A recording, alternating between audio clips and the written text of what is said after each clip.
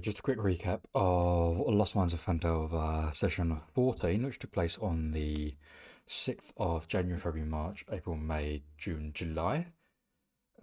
Session 14 took place on the 6th of July.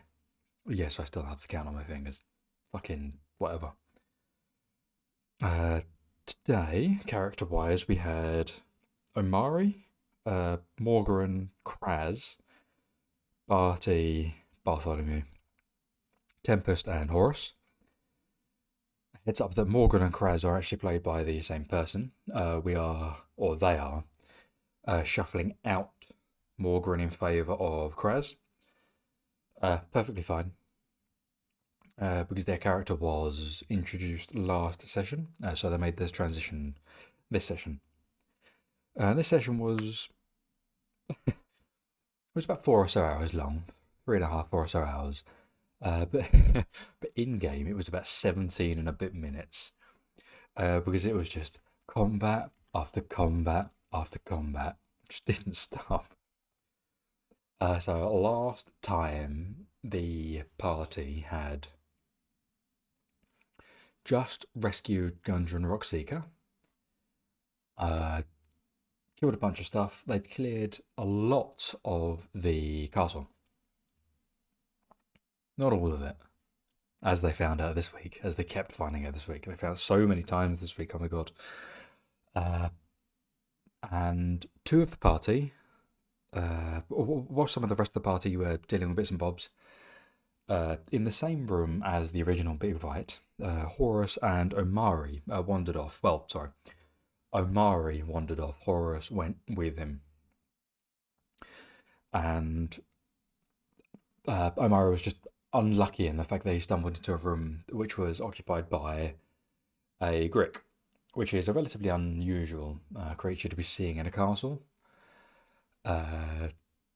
Yeah, I'll probably leave it at that on that one. But in that room, the party did eventually dispatch the Grick after.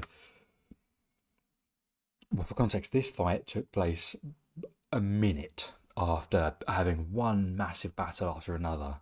They fought the big boss dude, or the bloke in charge of the castle, and then they fought what they felt effectively was the whole castle. So they wandered off. They were pretty safe in the knowledge that the whole castle was safe, and then ended up getting caught by this. So they fought the Grick. They dispatched the Grick relatively quickly for a few rounds, which was fine. With a lot of the party having to follow on afterwards, really dropping Kraz into the thick of it. Kraz went from having to go from naught, from knowing no one, being tied up in a room, to 100 in terms of getting stuck the fuck in. So good work, Kraz.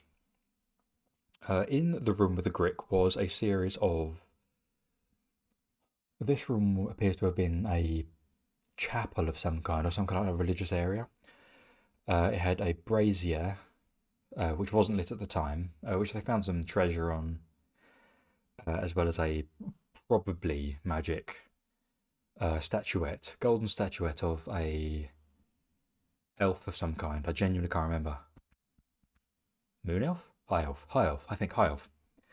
A golden statuette of a high elf, which they do later discover has some magical properties. They haven't yet worked out what all of them are. They dealt with that, and then moved along. They encountered a trio of, and this is genuinely seconds afterwards, they encountered a trio of, let's call it zealots or acolyte or followers of some kind, but a trio of goblins whom they dispatched relatively quickly, really. And in that second portion of the room, they came across a set of covered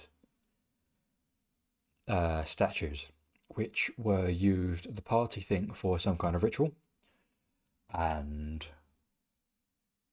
some really interesting RP happened in this one. So Horus and Omari had a really good moment of RP where Omari's a follower of a good god, I believe it's Ogma, I think, pretty sure. And Horus has mentioned a different god a couple of times. Omari tried to clean up the statues, gave them a once over, tried to stop the ritual that they thought was going on.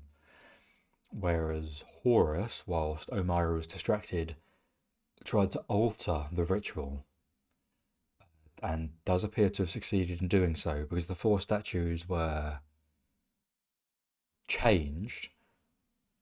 They were Mistra, or a statue of Mistra, which was still mostly intact, and one of the other statues had been changed somehow into a statue of Hextor. And the statue of Hextor was strangling the Mistra statue. And there was a statue of Ogma, which the Hextor statue was also fighting, but there was also a 4th statue, which wasn't identified as to who it was in the game, which was also attacking, or depicted as, the statue was depicted as attacking the statue of Ogma. And that was down to, or the party think that that was down to the changes that Horus made. So there was a very, very interesting RP moment between Omari and Horus where that happened, with them having effectively a soft competing of religious values and then actual religions as well, where one did actually come out on top, and the non-good aligned god and the other statue ended up crumbling to dust. So that was a very, very cool RP moment, and then they almost immediately, the second that was finished, it only took, I think it took about 10 minutes, moved across a couple of rooms and discovered that the